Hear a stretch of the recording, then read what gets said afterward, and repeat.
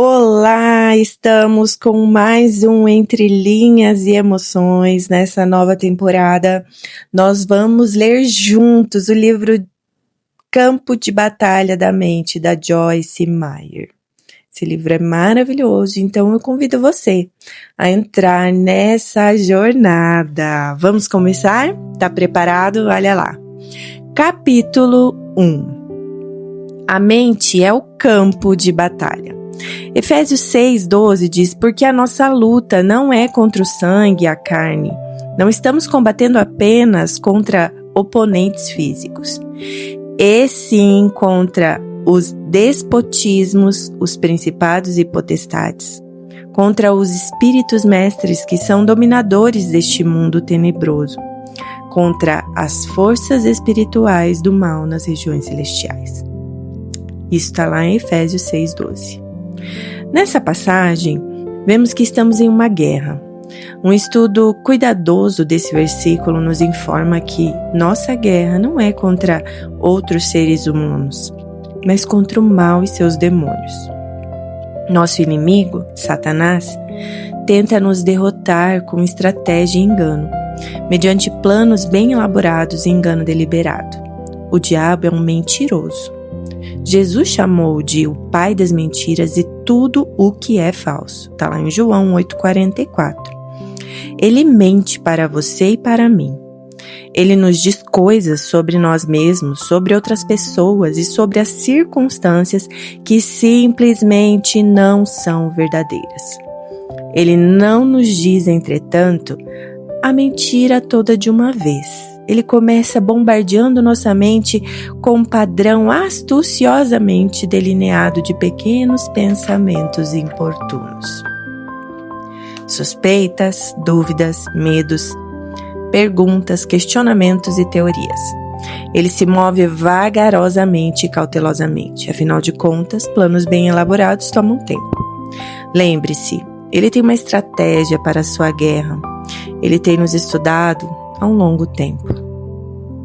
Ele sabe do que gostamos e do que não gostamos. Conhece nossas inseguranças, fraquezas e medos. Sabe o que mais nos aborrece. Ele está pronto para investir o tempo que for necessário para nos derrotar. Um dos pontos fortes do diabo é a paciência.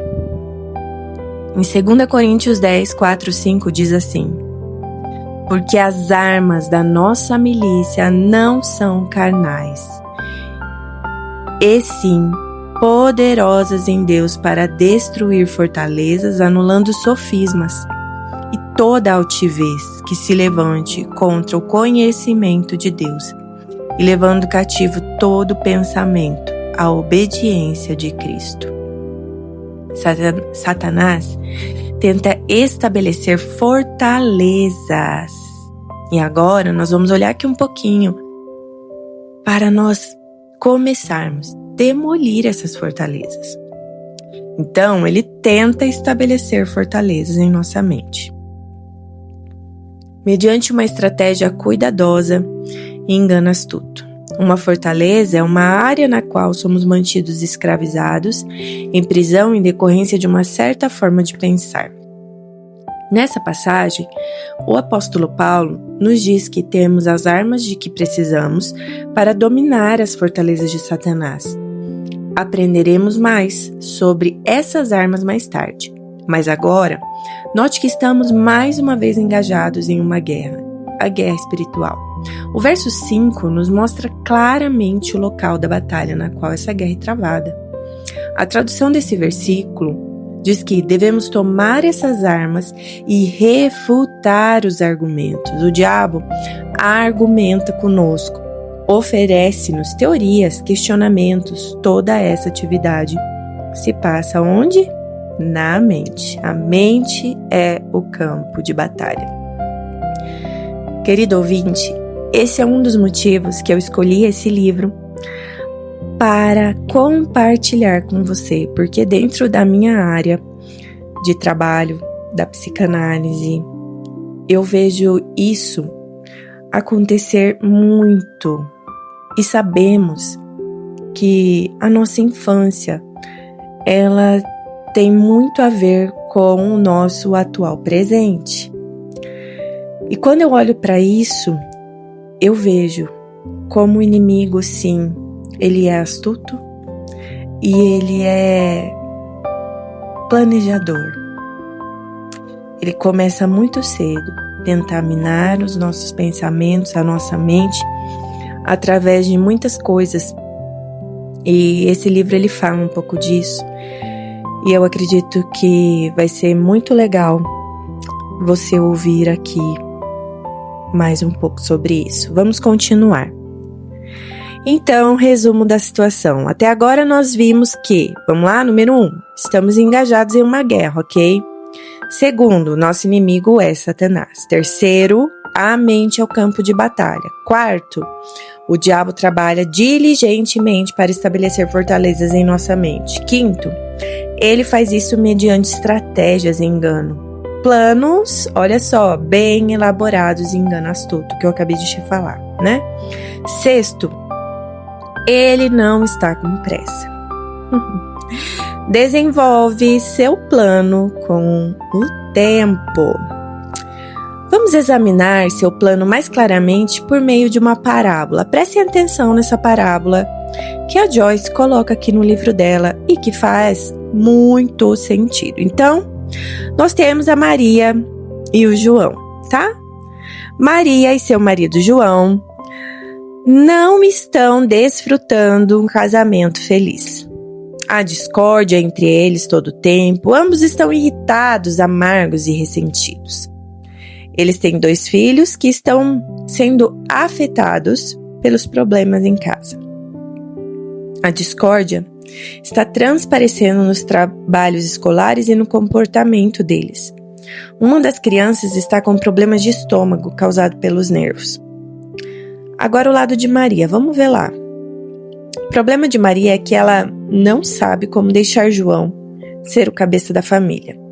Ela é mandona, quer tomar todas as decisões, administrar as finanças e a disciplina das crianças. Ela quer trabalhar, pois assim terá seu próprio dinheiro. Ela é independente, barulhenta, exige bastante e resmungona. A essa altura, você deve estar pensando: eu tenho a resposta para ela, ela precisa conhecer Jesus. Se eu te falar que Maria conhece? Maria recebeu Jesus como seu Salvador há 5 anos, 3 anos depois que ela e João haviam se casado. Você quer dizer que não houve uma mudança em Maria desde que ela conheceu Jesus e recebeu como Salvador? Sim, houve mudança. Ela acredita que vai para o céu, mesmo que seu mau comportamento a faça sentir-se em constante condenação. Agora ela tem esperança. Antes de encontrar Jesus, era infeliz e desesperançada. Agora é só infeliz. Maria sabe que sua atitude está errada. Ela quer mudar. Ela tem sido aconselhada por 2 pessoas e pede, em quase cada frase das suas orações, vitórias sobre a ira, a rebeldia, a falta de perdão, o ressentimento, a amargura. Porque não tem visto mais esse progresso? A resposta está lá em Romanos 12:2, que diz: e não vos conformeis com este século, mas transformai-vos pela renovação da vossa mente, para que experimenteis qual seja a boa, agradável e perfeita vontade de Deus. Isso está em Romanos 12:2. Maria tem fortalezas em sua mente. Elas têm estado lá por anos. Ela nem mesmo entende como elas foram parar lá. Ela sabe que não deveria ser rebelde, mandona, resmungona e etc. Mas não sabe o que fazer para mudar sua natureza. Parece que simplesmente reage diante de certas situações de forma inconveniente porque não consegue controlar suas ações. Maria não pode controlar suas ações porque não controla seus pensamentos. Ela não controla seus pensamentos porque eles são fortalezas que o diabo colocou bem cedo na sua mente. Satanás começa a desenvolver seus bem planos elaborados e semear seu engano deliberado em uma idade bem tenra. No caso de Maria, seus problemas começaram há muito tempo, lá na infância. Na infância, Maria tinha um pai extremamente dominador, que frequentemente a espancava apenas porque estava de mau humor. Se ela fizesse um movimento errado, ele descarregava sua ira nela.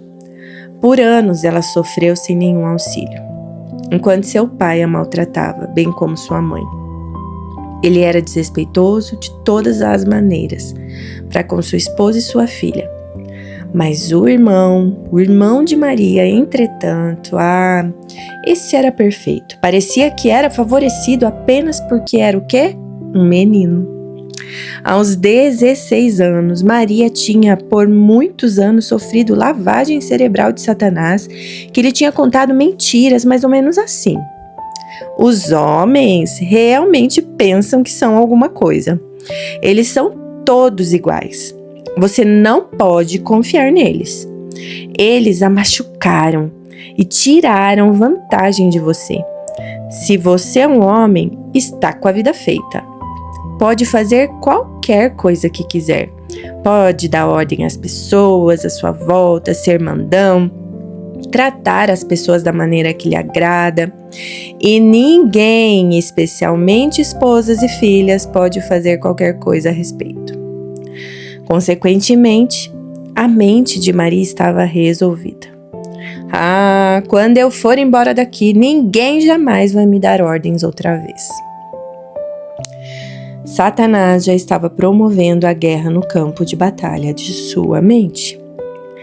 Repita esses pensamentos vezes e vezes em sua cabeça, umas 100.000 vezes, por 16 anos ou mais, ou um período de 10 anos, e veja se está pronta para se casar e se transformar em uma esposa doce, submissa, adorável. Mesmo que o queira, por algum milagre você não saberá como. Esse é o tipo de confusão na qual Maria se encontra hoje. O que ela pode fazer? O que pode qualquer um de nós fazer em tal situação? As armas da palavra. João 8, 31, 32 diz: se vós permanecerdes na minha palavra, sois verdadeiramente meus discípulos e conhecereis a verdade, e a verdade vos libertará. Aqui, Jesus nos diz como devemos ganhar a vitória sobre as mentiras de Satanás. Nós devemos ter o conhecimento da verdade de Deus em nós, renovar nossa mente com sua palavra e então usar as armas de 2 Coríntios 10, 4, 5, para destruir fortalezas e toda altivez e superioridade que se levantam contra o conhecimento de Deus. Essas armas consistem na palavra recebida por meio da pregação, ensino, livros, gravações, seminários e, principalmente, estudo individual da Bíblia. Mas nós devemos habitar, ou seja, continuar na palavra até que ela se torne revelação dada pela inspiração do Espírito Santo. É importante continuar. Em Marcos 4, 24, Jesus diz: com a mesma medida com que tiverdes medido, vos medirão também, e ainda vos acrescentará. Repito, devemos continuar usando a arma da palavra. As duas outras armas à nossa disposição são o louvor e a oração. O louvor derrota o mal mais rapidamente do que qualquer outro plano de batalha, mas deve ser um louvor genuíno do coração, não apenas louvor dos lábios ou um método tentado para ver se funciona. Também, ambos, louvor e oração, envolvem a palavra. Louvamos a Deus de acordo com a sua palavra, a Bíblia e a sua bondade. A oração é o relacionamento com Deus. É vir e pedir ajuda a Deus ou falar com Ele sobre alguma coisa que nos preocupa. Se você quer ter uma vida efetiva de oração, desenvolva um bom relacionamento pessoal com o Pai. Saiba que Jesus a ama, que Ele é cheio de misericórdia, que Ele o ajudará. Conheça Jesus. Ele é seu amigo. Ele morreu por você. Conheça o Espírito Santo. Ele está com você todo o tempo como seu ajudador. Deixe-o ajudá-lo. Aprenda a encher suas orações com a palavra de Deus. A palavra de Deus e as nossas necessidades são a base pela qual vamos a Deus. Então, nossas armas são a palavra usada de várias formas. Como Paulo nos diz em 2 Coríntios, nossas armas não são armas carnais, elas são espirituais. Precisamos de armas espirituais porque estamos combatendo espíritos mestres. Sim, próprio diabo. Mesmo Jesus usou a arma da palavra no deserto para derrotar o mal. Cada vez que o diabo mentia a Jesus, ele respondia: "Está escrito", e citava a palavra. À medida que Maria aprender a usar suas armas, ela começará a destruir as fortalezas que foram construídas em sua mente. Ela conhecerá a verdade que a libertará. Ela verá que nem todos os homens são como seu pai terreno. Seu marido João não é. Ele a ama muito. Agora, também tem o lado de quem? De João. Então, se você até agora ouviu sobre Maria e falou: "Uau, meu Deus, eu tô muito errada", e se culpou, também tem o lado de João. Vamos ver? O outro lado da história envolve João. Ele também tem problemas que contribuem para a situação com que ele e Maria deparam no casamento. João deveria estar tomando seu lugar como chefe da família. Deus quer que ele seja o pastor do seu lar. João também é nascido de novo e conhece a ordem correta para a vida familiar. Ele sabe que não deveria permitir que a esposa acabasse sendo como o sacerdote do lar. Que a esposa administrasse a casa, finanças, a vida das crianças e a dele. Ele sabe tudo isso, mas sabe o que ele faz? Nada. Nada a respeito. A não ser sentir-se um derrotado, voltar-se para a TV, para os esportes, e não toma nenhuma atitude. João está se escondendo da responsabilidade porque ele odeia o confronto. Ele prefere tomar uma atitude passiva, pensando: bem, quem sabe se eu deixar a situação como ela está, ela se conserta por si mesma? Ou ele se desculpa por fazer alguma coisa ao dizer: vou orar sobre isso. Claro que oração é uma coisa boa, mas não se for apenas uma maneira de fugir da responsabilidade. Muitos religiosos usam a palavra, usam a Bíblia como forma de fugir da sua responsabilidade. Às vezes, culpam até o diabo.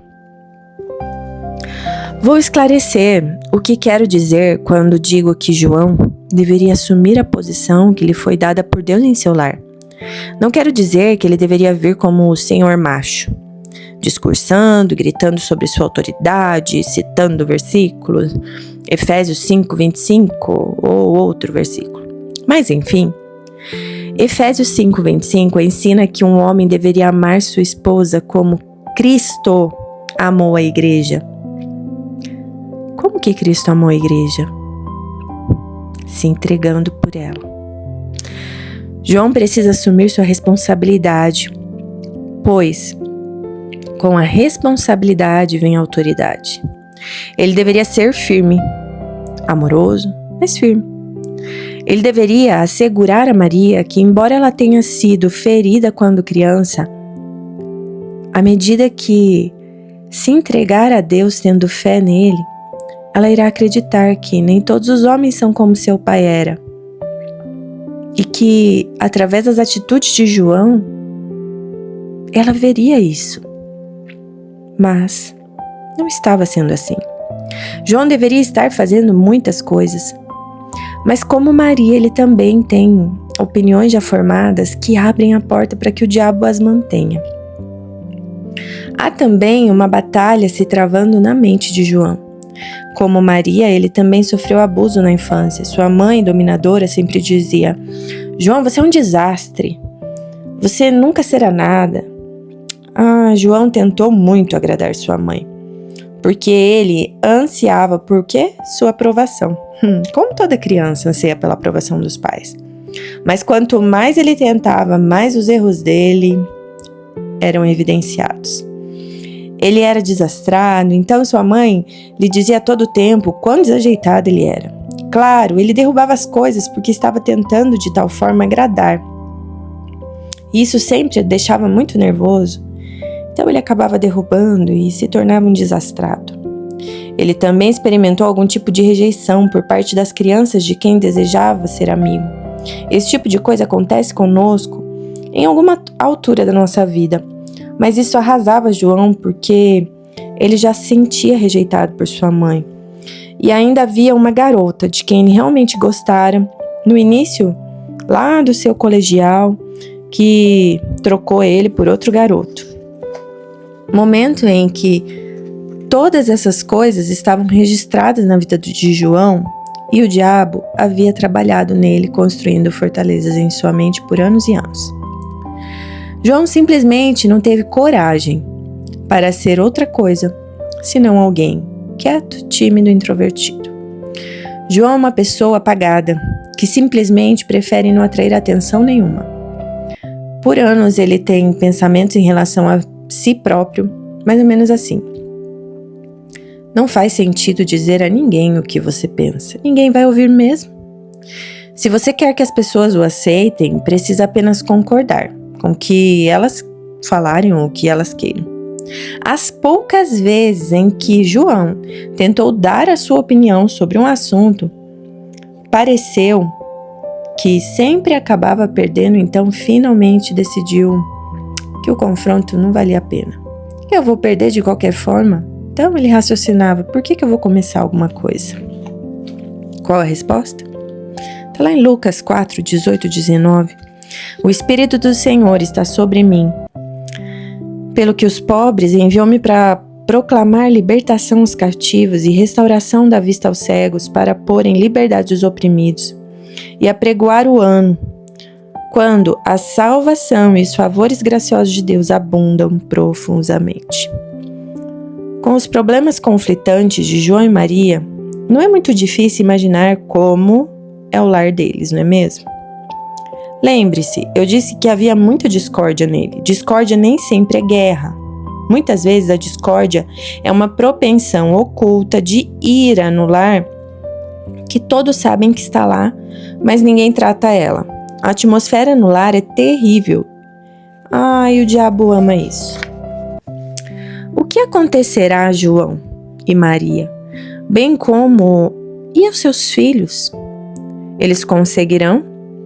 Eles são cristãos. Seria uma vergonha ver o casamento fracassado e a família arruinada. Entretanto, isso é da conta deles.